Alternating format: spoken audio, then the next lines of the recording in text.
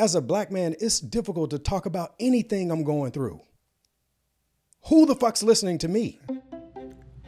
Goodfellas is a simple mental space to heal and grow by a black man for everyone who's listening. I'm Hosea Chanchez, and this is Goodfellas. Today is a very special episode of Goodfellas. I'm your host, Hosea Chanchez, and this is certainly, my most intimate and personal episode. Today, we're going to deep dive into molestation, into rape and consent, because ultimately, I want to provide black men with tools to navigate out of these situations and to not be victims themselves. So as you listen to the episode today, I ask that you listen with an open heart, an open mind, and most importantly, compassion and empathy. Let's grow. I cannot think of another human being on this planet that I would rather have this conversation with than you. I'm honored to be here, and I know that keeping ourselves safe is one of the most important things that we can do, but it's one of the things we don't talk about so often in our community. It always goes back to, for me, manhood and masculinity, mixing the two topics and not having the tools to really be honest and show up as who we really are, our authentic selves, which is something you always talk about. The authenticity of what it means to be a man. And at the core of that, it's vulnerability. So much of being a man is being able to show up in a way that allows you to be who you are, but do it in a way that's true to the legacy that you're trying to build. And I think sometimes we get so focused on building that legacy in the eyes of others instead of for who we are. And I'm just glad that we get to create a space where our legacy that we're building, and as we talk about being men, we can really get to some of both like the triumphs of who we are, but also some of those areas that may make us feel at times that we shouldn't bring it to the forefront because people may look at us different. People may not understand the journey we've been on. But that's really, in many ways, what keeps us in a lot of the pain that we've experienced. And part of being safe, part of being able to deal with the pain is being able to find strength in the other people who are around you who can support you through it. And so, amen. This is that space, brother. Yes, sir. Yeah. The overall arching theme of our topic today is protection. What it means to be a man and what it means to be a protector. Society has given us this title of protectors, and that starts when we're young, right? Yeah. So I want to go and do a deep dive on those places and spaces in my life that I didn't feel protected. And I have a different understanding of those things now than I did when they happened. And specifically what I mean is when I was younger, I was molested. And it's a story that I've shared pieces of on the internet behind the written word, but I've never had the opportunity to really talk about what happened. And so I feel like there's no safer space to have that dialogue and that conversation. One thing about my history that is one of the most beautiful parts of my life and my experience is that my mom was a single mother. My father was not around or in my household. And my mother trusted a lot of people to raise me as a young woman would. And her age, she was very, very young when she had me. And so my village was the one who essentially had to show up. And a lot of times when women are single moms and you have a child that's in that village, there become holes in how they are protected, how your child is being handled in the places and spaces where predators are aware that there are no eyes. It had happened with my friend's father, who I'd looked up to as a father figure, actually. He was probably for young men around town, he was the quintessential man. He had all of his stuff together. He had a family. His kids, his children were my friends. And I didn't think that I was in any danger, nor did anyone in my family when, we're hanging out and I'm in my teens. So, you think you can handle life and, everything that comes your way. So what I know now is that man was grooming me. It started with the joking and the playing around. Oh, I bet you got the girls going crazy. It's always about girls, girls, girls. And at that time, I honestly wasn't sexually active, but I, pretended like most of us do when we're kids. Oh yeah, I'm smashing them out. It's like, Negro, you ain't doing nothing.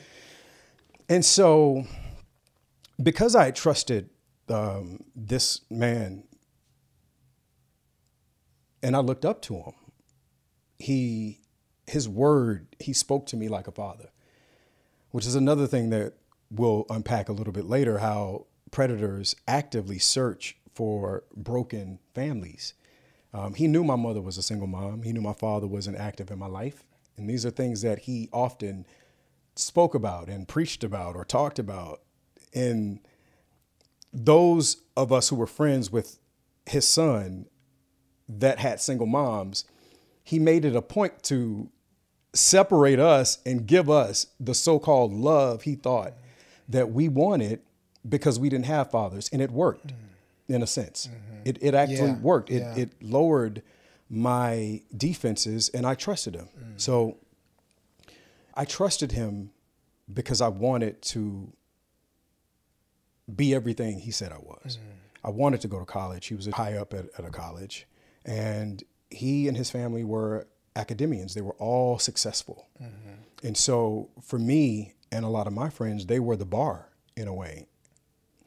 And one day, he'd given me a ride home.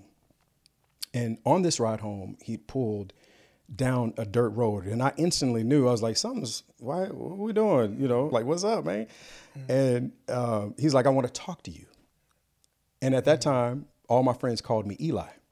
And he's like, I want to talk to you, Eli. I want to talk to you about, your future, where you're going and what you're doing. I don't think you're being, he said, he didn't think that I was being serious about my life.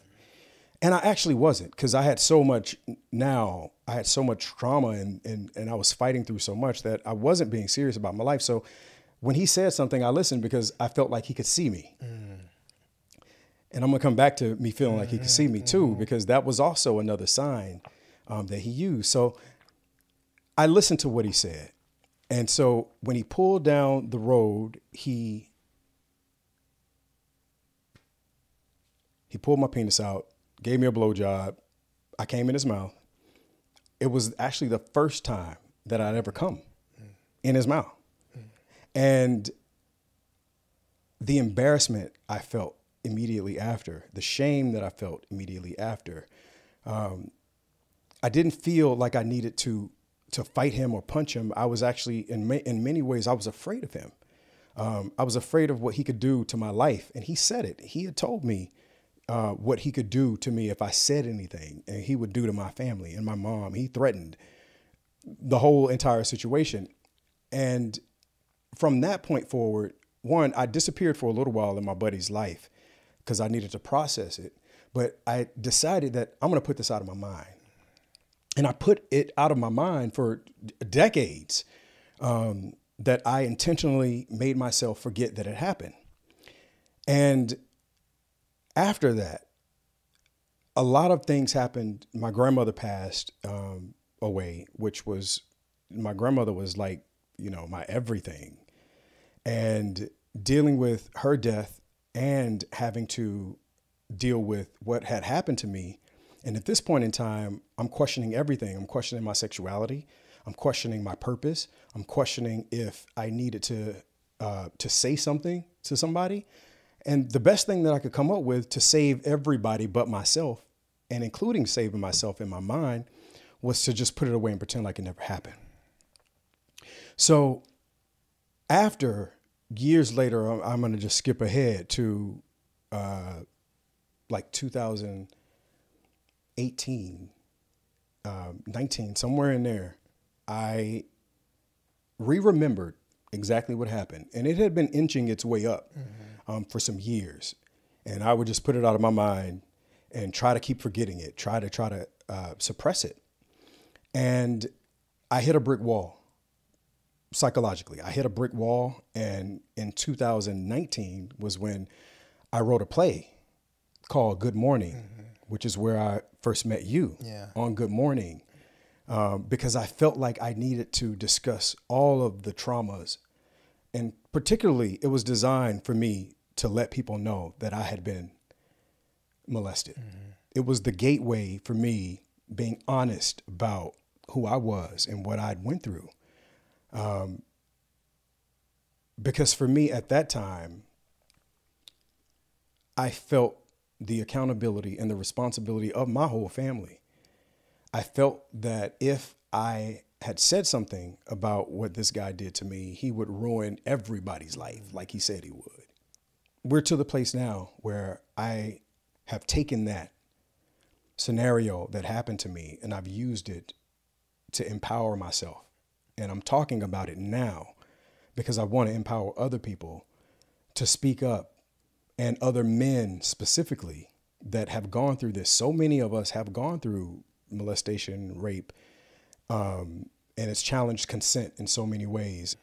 So that's why I'm here, and that's why I'm talking to you about it today. And I want to unpack more of it so I can help other men have the tools to navigate these types of things. Yeah. First of all, brother, I just want to thank you for being so honest and so vulnerable about something that had such a pivotal impact on your life, and that it took years for it to really resurface and show you how you had really pushed this down, not only to, in many ways, protect yourself, but to protect those around you, because you feared the retribution of this man who had power when you were growing up. And that's what's so devastating and insidious about when we talk about sexual abuse, when we talk about molestation, is it's often people who have power that they could use to protect you, but they use it to get their needs met. That's right. And that's what happened in this moment.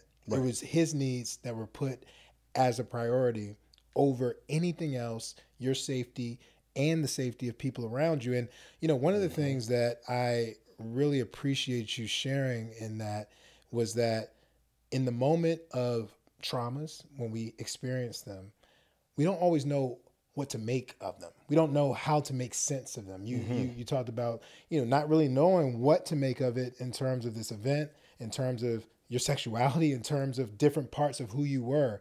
And I think trauma is an event that can make our lives feel like they're threatened or that some serious harm will come to us, which that was. And the biggest thing about trauma is it's disorienting to your identity. It disorients you from how you understand yourself, because it's something often that is unpredictable, and it's something that can, in many ways, make you start to think your story is the trauma. And and I wonder for you, was that something? It's a part of who you are, but that trauma becomes so overwhelming that it becomes all of how you might identify. And so in some ways you were talking about, well, that trauma, you build all of your life's experiences off it, whether you consciously know it or not. All of my choices from that moment had changed, and I can directly identify with how those choices, how that incident changed my life. So it does. You build off of the trauma that you get, unless you deal with it. That's the only way. That is the only way. And when you heal from trauma, part of the healing is being able to know that it is a part of your story and who you are and has informed it, but it is not all of who you are. And and so much of, you know, what you're sharing right now, I think it's so important for us as a community to talk about. I know for myself, I have family members who've experienced sexual abuse and molestation. And part of what can be so frustrating is you feel powerless to be able to make them feel safe again, or to help them feel protected after it's happened. And part of that powerlessness is not knowing who to trust, because the people who are doing it are usually the people who are closest, supposed to protect you. Absolutely. And you know, I think you brought up a lot when you were sharing of the signs that happen, but we not on purpose, but we look the other way because we can't believe that someone who we trust does this, right? Right. Doing things like, playing around about sex and like, I probably. Well, specifically, I want us to specifically talk about that with men. Yes. Because I do think that this is a huge red flag that a lot of women and a lot of men miss out on because it's hidden behind masculinity.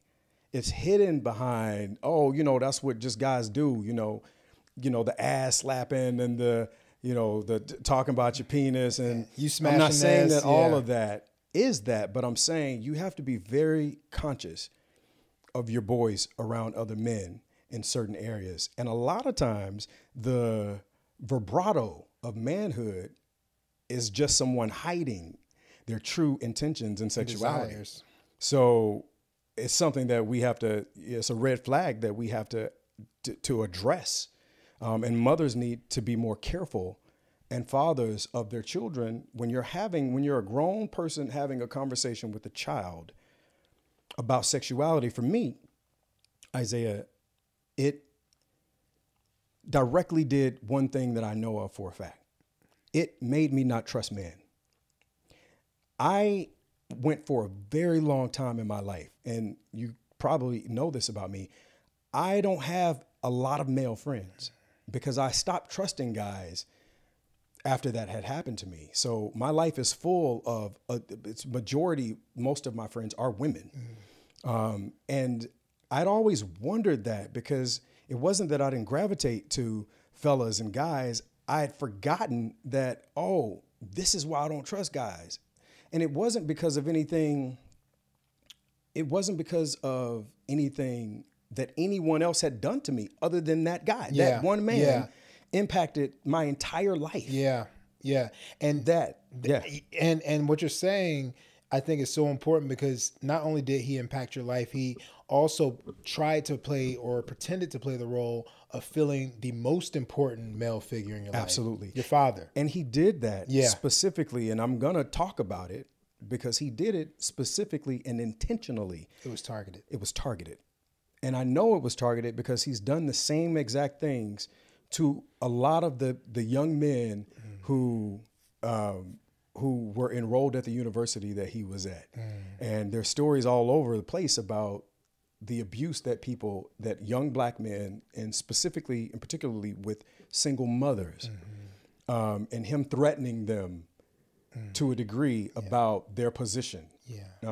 Because that was an entry point. Because if you're the first person that goes to college in your family, what college means to a lot of our young black men is it's the whole community is rallies on your shoulder, around, and man. you're rising to be, it doesn't matter what you're going to school for, but if you were going to college and you were a black man and you're coming from a single mom or a broken home of any kind, if you go into college is a very important key and tool to getting out of whatever scenario the entire family is in.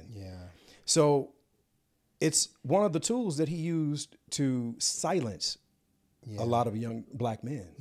So it is a predatory tool. It's very much a predatory tool to be able to use what you have power to give or take away from someone, and to really, as best as you can, let them know that if you share, if you tell, or even if you hint at something, I will use this power against you, but also dangling the carrot that I can use this power for you.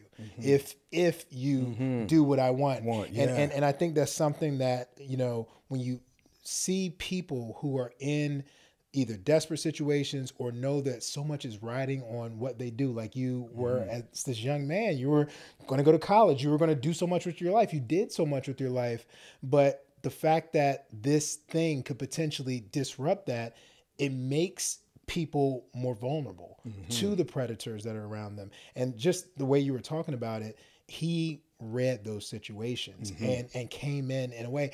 And the thing about it, I want to come back to what we were talking about earlier in terms of how we as a community come around, especially our young men, especially around our young black men, sexualizing them at a young age when we talk about sex, but also putting our thoughts, desires on them in terms of what they want, saying, oh, you probably want to go and, hit that. You probably want to do that. Right. It really creates this expectation of being a man is someone who is a sexual conqueror. That's right. And if you create that narrative, it becomes much more shameful to say that either I didn't want sex, because predators can be women too. Oh yeah. You've heard stories of babysitters who, have young men, or teachers, right? That's right. Who have young men and have sex with these young men.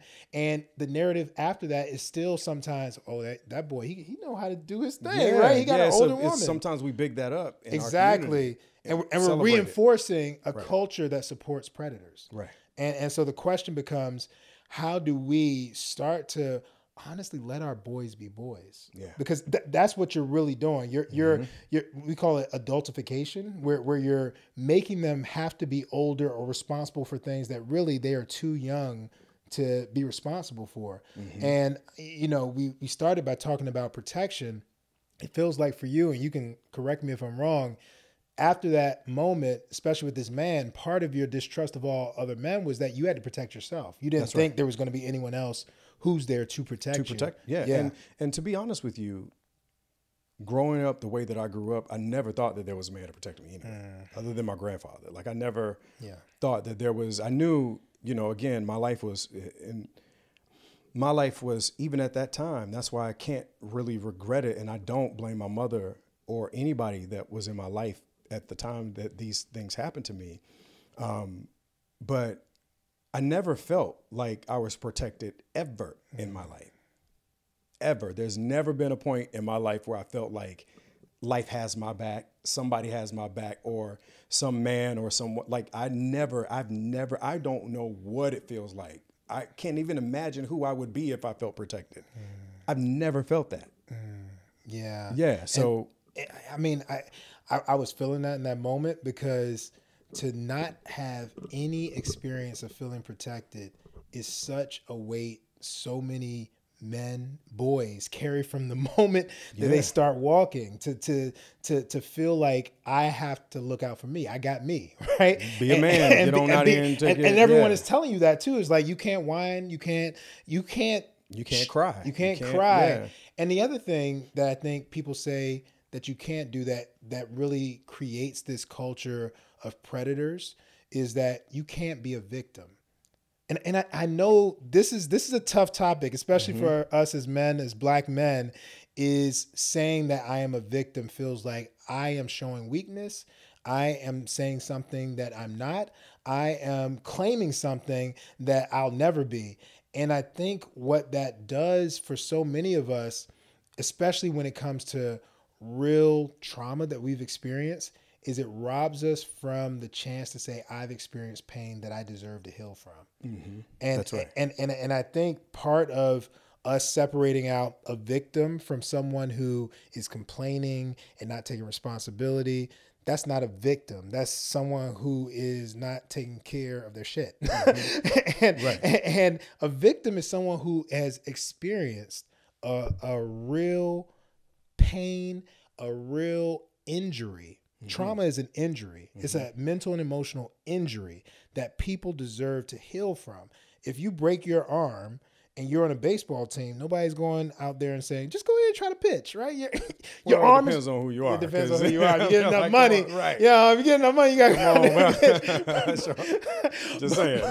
But I got you. But in general, right, when you have a real injury, people aren't saying, stop being a victim. You're going to the doctor to get a cast. Like, they're saying, no, you're going to heal yourself.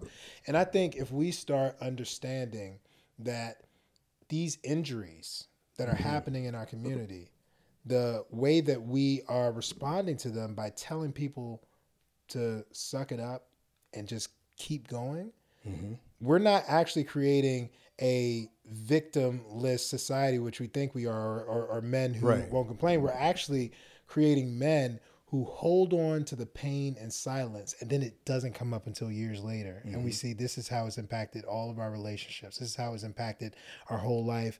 And we actually don't get to be the protectors that we know we can be, because we have been consumed Right. by needing to get away from this injury that we had at this point in our life. I never thought that I was a victim. Now, I approached the situation in a couple of different ways before I had the courage to really tell myself what I went through and to tell other people. It was in 2 stages. The first stage was the denial of me saying, I'm not a victim. I used this in my life. Look at me. I used it. Yeah. But then it was also, I didn't want to feel like a victim. So if you took away the word, powerless. if you took away the word victim and just left what the symptoms of that was, I didn't want to feel those. And I think a lot of us don't, culturally, we don't subscribe to victimhood at all, male or female. And it's very difficult for men, which is why this platform exists. It's very difficult for men of color for us to talk about the things that have affected us in our life. Not just something as extreme as molestation or rape. As a black man, it's difficult to talk about anything I'm going through. Who the fuck's listening to me? Don't be a black man with a little success, because nobody feels like you deserve to be heard. So how do we even identify with the core of what being a victim is, so we can be honest with ourselves and express what we've gone through and what we're going through? Because as we said, it doesn't go away. It just compounds. So I want us to get to a place where our trauma and our victimhood, whatever we call it, we know there are pots of gold at the end of every rainbow. I mean, that's just my belief. I believe everything, God uses everything for the greater good of our life. I know that in my life. And it still takes an unbelievable amount of self-discipline and vulnerability for you to look at you. Not for me to come on the podcast and tell somebody about it, but for me to actually say it. Let me tell you something, dude. Now, that is the part that it really gets me, because what it did to my life, it wasn't even being molested. That's the thing that I felt like I could navigate as long as I was honest with myself about it. I felt like I could navigate it, but what I couldn't navigate is how it affected my life after I realized that I had been living under this veil and this lie for so long. That is the thing that really fucked with me the most, because I felt like I'd lived an inauthentic life for a very long time. So I had a lot of guilt and regret for myself at that time, and a lot of shame. So I realize now that getting to the place where I can discuss this thing that was catastrophic in my life and how it shape-shifted who I am today, I feel like if all brothers could get here, we would be everything we all desire to be, And I just hate that I had to get here in my 40s. You know what I mean? Yeah. Brother, what I'm feeling right now, just with what you're sharing, I feel the weight of having to protect yourself from the day you're born, because you take responsibility for things that aren't your responsibility. That's what we're talking about right now. The shame, the guilt, the feeling like you weren't living authentically all of this time for something that happened to you, not that happened because of you. That is the experience of so many men who carry this inside without having any space, let alone space like this, to be able to unpack just how much it has weighed on them their entire life and shaped the way they've navigated things, the things they've chosen to do and the things that they have avoided, and didn't realize they were avoiding it because this may remind them, this may trigger X, Y, and Z, and they don't know that. And I think that what you're showing us in real time is, one, the healing is a process. You're healing as we speak. I see it. I see it happening as you're talking, because to be able to even say out loud, I lived inauthentically, or I felt like I lived inauthentically because of this, is something that so many of us are so afraid to say, because we have to keep up the facade. that we've created That's right. because of this thing, right. because otherwise we have to talk about this thing. Right. And when you take that down and you actually create space to deal with the thing that was at the root of all of this, all of a sudden you are looking at the authentic self and some of the things you may not like. You may want to keep and you may want to change, but you may feel ill-equipped to do it. And I think that that's part of the lesson with so much of this. Healing from trauma is about developing skills to sit with these really tough emotions. And as you're sitting with those tough emotions, instead of running away from them, you're embracing them and looking to understand what purpose have they served? How have they put you in the place that you're in now? And so what we're doing right now is that in real time. I know people want to know what healing looks like. How does it happen? We're doing that because instead of you running away from the anger, the frustration, the feeling of inauthenticity, you're sitting with it. And not only are you sitting with it, you're sharing it. And as you share it, that understanding starts to unfold. Not all by itself, but in community, getting other people who are supporting your healing process to be able to help you carry that weight, because it isn't your responsibility and it wasn't your fault. Yeah, I think that's very true and very accurate. The other big thing that was an epiphany to me was the power of the mind. This is when I learned the power of your mind. If you can possibly live your life and intentionally forget decades, you forget an incident that happened because you put it away. Now, we know it never goes away. You know, we know it compounds and it builds and you make choices and decisions off of it.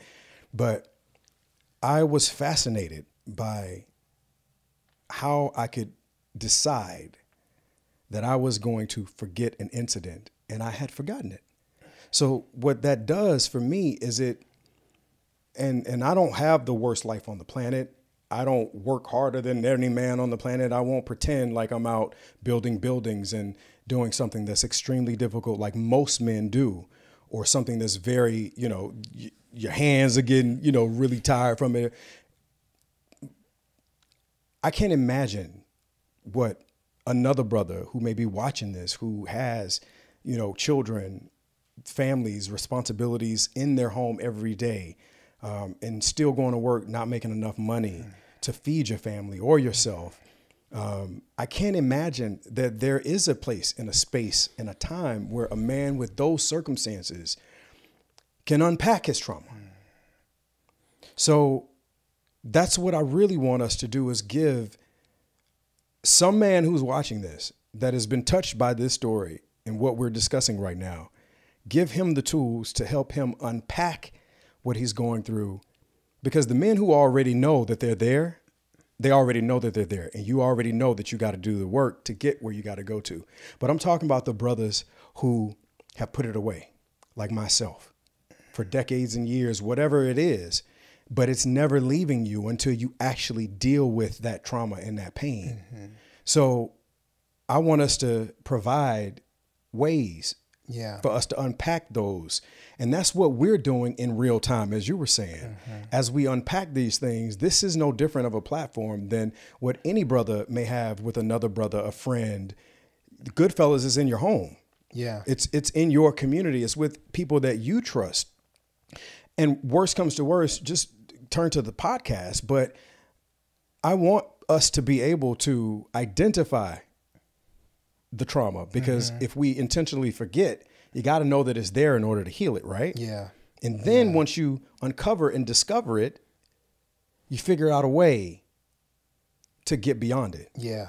Right? Absolutely. Yeah. And exactly what you're saying about being able to identify it, I think, is the first step, but also the hardest step, because so many of us men feel that the moment we identify it, it becomes real and I become a victim. Yes. And that's not the case of the trajectory or who we become.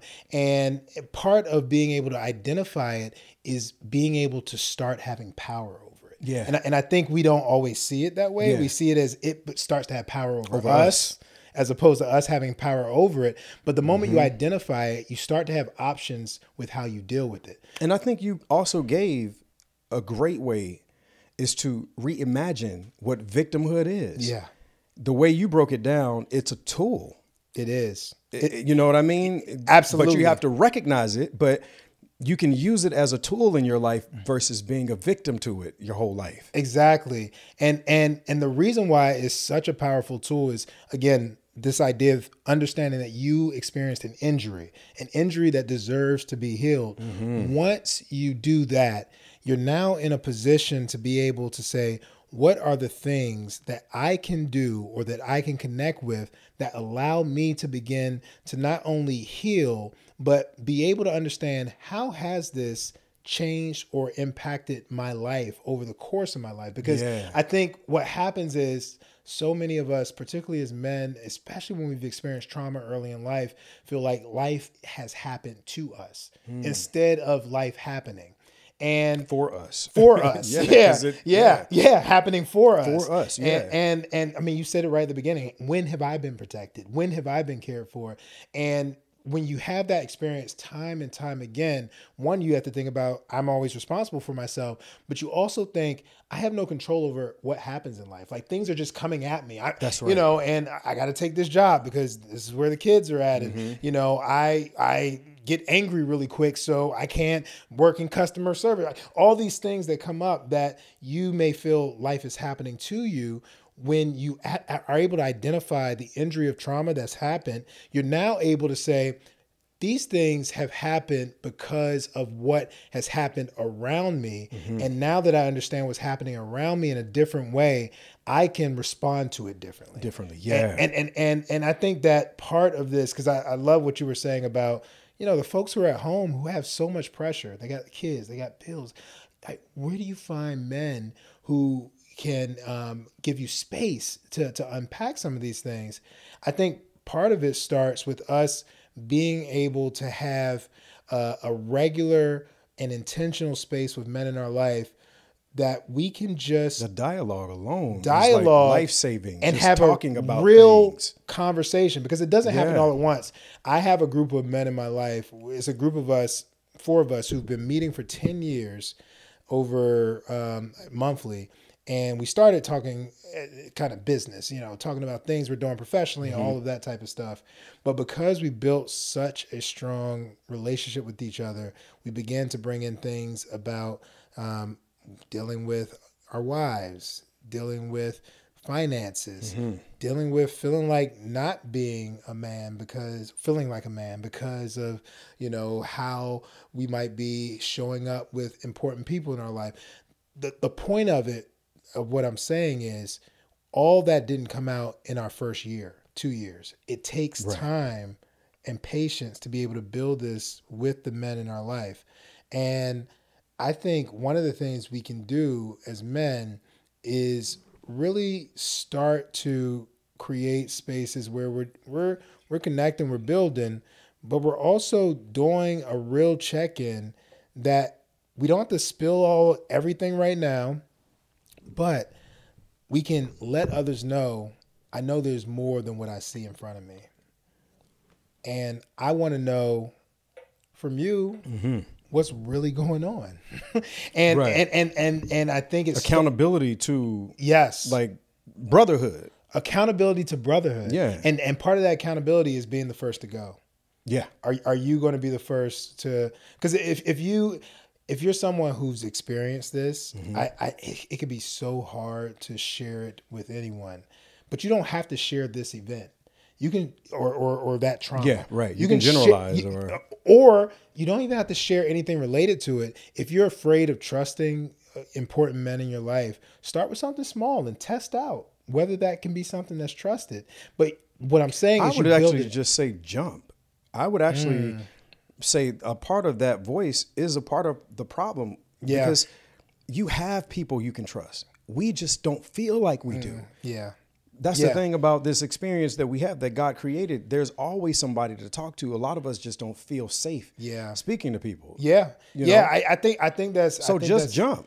Yeah, I agree. Don't test it out. Just jump. I mean, yes, sorry. but as someone who has seen so many people, I think jumping can be great, but so many people who jump and they have had bad experiences, Right. and then it reinforces that same narrative that I knew I can't talk to couldn't. nobody. I knew I I can't couldn't be trust told I knew anyone, it. Right. and I knew this was going to happen. And so, if that's you, there is another way, right? There's options, right? Some people just Right. need to jump. You've been waiting too long. There's people around you who love you. Get off the bench. Just jump. Trust somebody. Trust somebody. But some folks have like had real things that have hurt them, people that have hurt them, Yeah. and they have to rebuild. They have to learn not only how to trust others, but how to trust their own instincts, because that's part of what right. trauma does as well. It makes you second guess. distrust your Second own guess. instincts. Yep. You second guess it, and Yep. you're like, is this the right person? Can I trust this person? And that creates this cycle of you really isolating yourself because you feel like you can't trust anyone. And lack of trust. Yes. A lot of black men have trust issues. And a lot of those issues that we have are stemming from our childhood traumas that we have unresolved. And so we take this issue, this huge trust issue, into our relationships with our wives and our kids and our families. And we don't even know why. We just don't trust certain things or certain people. And I would take it a step and it further. rarely stays in one box. If you have trust issues, you have them all over the board. Generally. Yeah. And I would take it a step further. We pride ourselves in not trusting people. Absolutely. I don't trust them. I don't trust them. Shit. and a lot of that says more about you than it does the individual person. Yeah. You know? And that's the thing about trauma is it can distort your reality. And so it can make it seem that people or things are trustworthy that actually are trying to help. In fact, intimacy can be a trigger to not trust people because you think in your situation, the moment someone starts getting close to me, they're going to try to take advantage of me in some way. And so when you get close, I'm getting away because I know this is a sign of what's coming next. And I think when we start to understand that, it helps us make so much sense. So I used to work at Rikers Island Jail. I worked in a bunch of different places with men who and boys who were dealing with some huge issues. And one of the things you always saw is the moment that you got a real connection with them and they were transitioning out, maybe they were leaving or you had to transition, they would push you away. And it was almost this like preemptive, you're going to abandon me. They know you're leaving. Yes. And you're going to abandon me. So I'm not even going to entertain the idea that I can trust you and this relationship is going to keep going. And so I'm going to do something to disrupt it.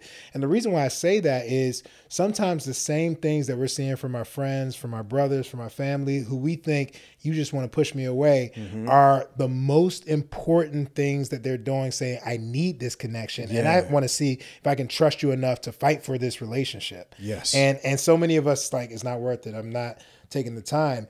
And so the question becomes, can we create space to fight for these relationships that are so important, and that I think sometimes we don't fully know whether we can stay present and with them when they are seeming like they don't want us there. And I think we have to shift our perspective. Like we as men and as you know, black men within our community, I think sometimes the things that we interpret as this person wants nothing to do with us is just a sign that they've been hurt in the past and this is the way that they protect themselves. And so when we're able to recognize that and still be able to show compassion and understand that this is something that is bigger than you and them and go beyond taking things personally, you know, I think that this is probably one of the biggest reasons why it's hard for us as men sometimes to have relationships is we're so sensitive to disrespect. The moment we think someone's disrespecting us, it's time to fight. It's like, what are you doing right now? Who do you think you're talking to? And the more that we can, I'm not saying folks need to just go and get disrespected, but the more that we can really sit with, is this really disrespect? Or is this someone trying to protect themselves? Or is this someone embarrassed? Or is this someone who's feeling shame? The more we can Being able shift, to identify. shift that lens of what we're seeing from them, I think the more we're able to have the ability to stick through tough relationships, because we don't see the disrespect being a reason we need to leave the relationships. That's deep. Yeah, it's hard as men too, because you don't want to be disrespected, Right. And I think it's hard for us to look past that. Yeah. But I'm asking, I have to do this myself. I want us to not look past it, but look through it differently. See what's differently. What's Yeah. really in there, and what are they trying to do for themselves, and what are they trying to communicate. And I think the more we can have that lens, the more we can sit with relationships that take work and that are tough. And it all starts within. It's the first piece of your pie as a man, to understand what it means to be you in your body. You, not what everybody else thinks, but what does it mean to be you? And a lot of those deep dives that we have to do, we uncover. For me, I was doing a deep dive in my life. I was about to turn 40, in a few years or whatever, and I knew that I needed to assess what life's meaning was for me. As a lot of us do get to those epiphanies at certain ages, 40 was going into 40 was one of those enlightening times for me. And that's when I did the deep dive to figure out all the things I needed to work on within myself. And then that's when I have my breakdown. It kind of goes like that. That is how it works. That's how it works. Deep dive breakdown. Here we are. Exactly. But my breakdown ended up being the biggest breakthrough in my entire life, because I learned so much about myself, about my past, about my present, and it helped to reshape my future, more importantly, because I was conscious and cognizant of all the things that I had gone through in my life that I had been running from, I had been hiding from, I had been in denial about, I had just downright forgotten, and the things that I had been ashamed of. And most men, it doesn't matter what your race is, can understand what it means to experience all of those things. So thank you, Dr. Isaiah, for being here with us today. Today was a very robust conversation, and I hope and I pray that we allow people to have the tools that they need to go forward in their lives and be more accountable to themselves and to their family and friends and loved ones. I hope and I pray that my story can help motivate someone else to share their story, because we all do know that when we share our stories, other people can heal, because that's really what life is all about. And the shame and the embarrassment and the manhood feelings that we all encounter on this road, those feelings shouldn't be denied, and they shouldn't become who we are as a whole. All pieces of us is what makes us who we are. So thank you so much for tuning in to Goodfellas. And I'm going to put some information on the screen in case you, your family member, somebody may need to talk to somebody.